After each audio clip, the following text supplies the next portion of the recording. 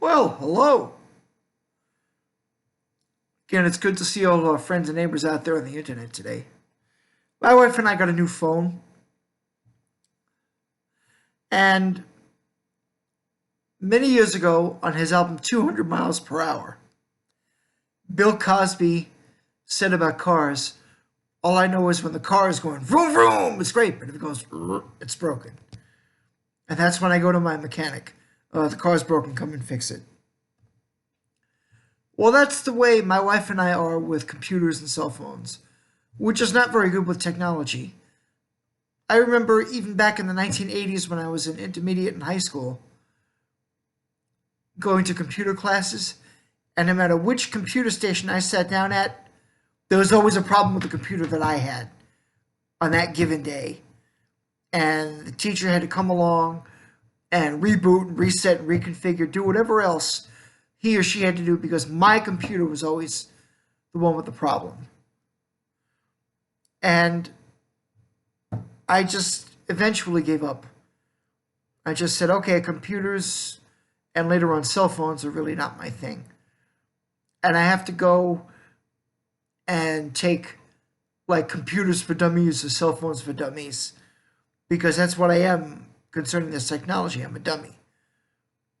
I mean, it was all I could do to figure out how to post these silly little videos on YouTube.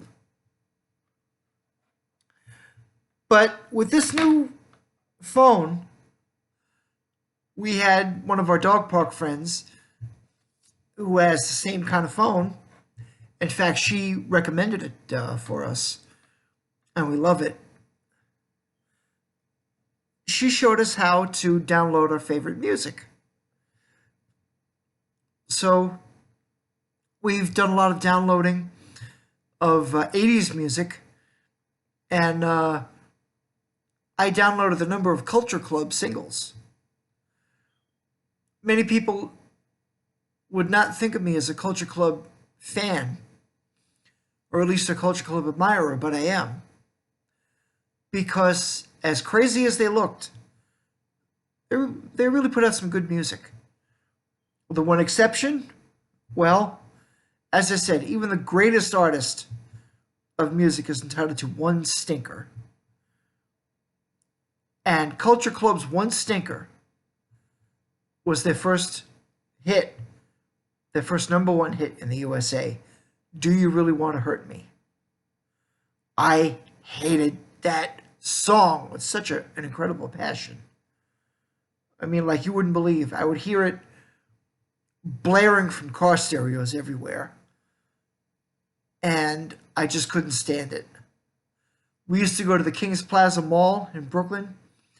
There was an electronics store near the Flatbush Avenue entrance, maybe 2 or 3 stores down from the Flatbush Avenue entrance. We get off the city bus and go in. And I didn't mind the stereo being up loud. I understand that the store would want to attract attention, you know. They hear the stereos, people come in, check them out. Maybe the store will make a sale.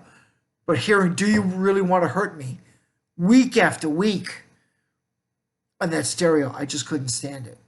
Now, everything Culture Club released after that was awesome. I mean, Karma Chameleon, Time, Church of the Poison Mind, all excellent singles. And their albums were, generally speaking, they were very good albums that they made. And for you folks out there who say, is Boy George a boy or a girl? Well, guess what? He may be a gay man, but he is a man. His real name is George O'Dowd. And from what I've heard in the hospitality grapevine, the bartenders, the housekeepers, the bellhops, George happens to be a very nice man and quite a generous man. He's really good with his fans. Just a good guy in general. And I'm sorry, George, if I hurt you. You may have put a lot of work into Do You Really Want to Hurt Me? But to me, that one song of all of them was the stinker of Country Club. Country Club, boy. I picked a bad week to stop smoking bananas. Culture Club. But everything else that you did with Culture Club and outside of it, I've really enjoyed. And whether you're with the band or without, keep up the great work and be good. And for all of my other friends out there, be good. We'll see you next time.